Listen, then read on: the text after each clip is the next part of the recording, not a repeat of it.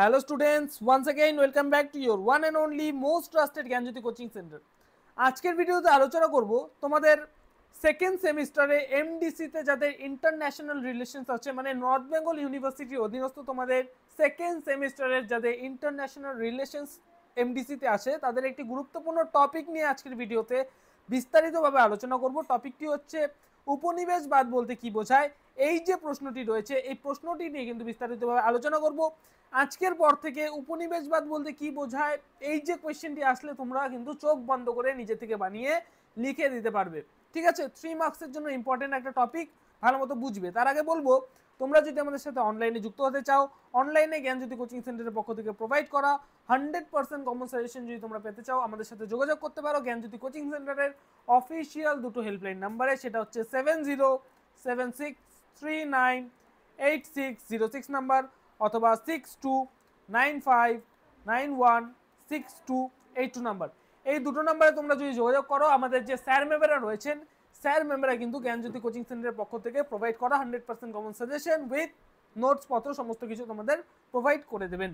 তোমাদের যেটা total course fee রয়েছে এমডিসি ভিএসসি মেজর মাইনর সমস্ত মানে যে সাবজেক্ট মিলিয়ে যেটা টোটাল কোর্স ফি দাঁড়ায় সেটা হচ্ছে শুধুমাত্র 999 রুপিস একটা সেমিস্টারের জন্য পুরো কোর্স ফি।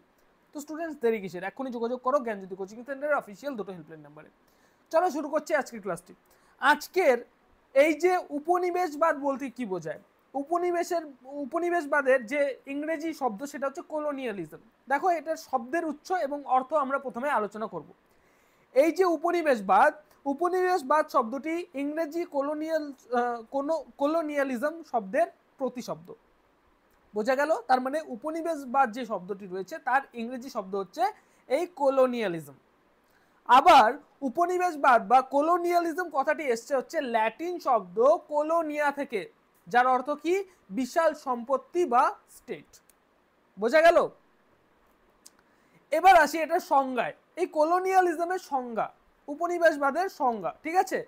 সাধারণভাবে বলা যায় কোনো দেশ যদি অন্য দেশের ভূখণ্ড বা অঞ্চলকে নিজের অধীনস্থ করে নেয় তাহলে সেই অঞ্চলটির নাম হয় হচ্ছে কি উপনিবেশ, বোঝা গেল।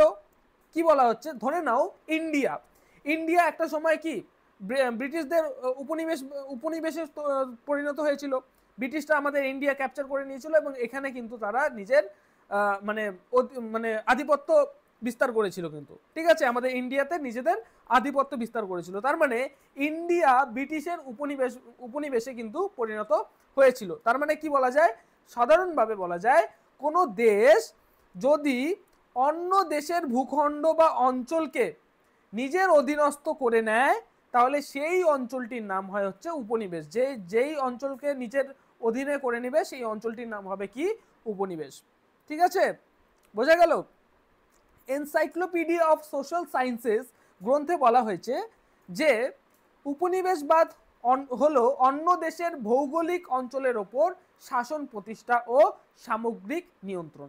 এই যে এই রেফারেন্সটা দেওয়া এর জন্যই হয়েছে কারণ যাতে নোটের তোমাদের যে কোয়ালিটি, এই নোটের কোয়ালিটিটা যাতে মানে বজায় থাকে, একটা রিচ নোট যাতে হয় তার জন্য একটা রেফারেন্স এখানে দেওয়া হয়েছে। কি বলা হয়েছে, এনসাইক্লোপিডিয়া অফ সোশ্যাল সায়েন্সেস গ্রন্থে কি বলা হয়েছে যে উপনিবেশবাদ হলো অন্য দেশের ভৌগোলিক অঞ্চলের ওপর শাসন প্রতিষ্ঠা ও সামগ্রিক নিয়ন্ত্রণ। তো স্টুডেন্টস আমাদের মানে আজকের যে ক্লাসটি ছিল এই ক্লাসটিতে আমরা আলোচনা করলাম উপনিবেশবাদ বলতে কি বোঝায়।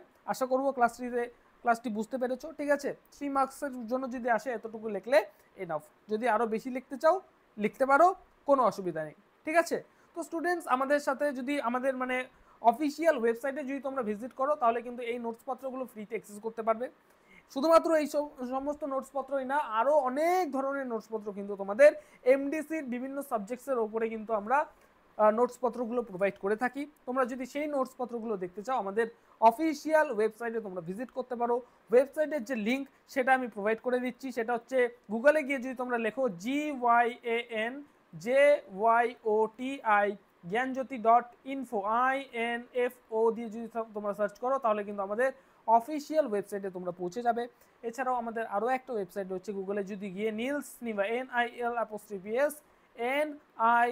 VA দিয়ে যদি তোমরা সার্চ করো তাহলে কিন্তু আমাদের অফিসিয়াল আরও একটা ওয়েবসাইটে তোমরা পৌঁছে যেতে পারো এবং সেখান থেকে নোটসপত্রগুলো অ্যাক্সেস করতে পারো। তো স্টুডেন্টস, তোমাদের উজ্জ্বল ভবিষ্যৎ গড়ে তুলবো আমরা, এটাই কিন্তু আমাদের প্রতিশ্রুতি। তোমাদের নিচে দেওয়া দুটো নম্বরে অবশ্যই যোগাযোগ করো নোটসপত্র পাওয়ার জন্য, অথবা যে কোনো কোয়ারিজ থাকলে কিন্তু তোমরা যোগাযোগ করতে পারো।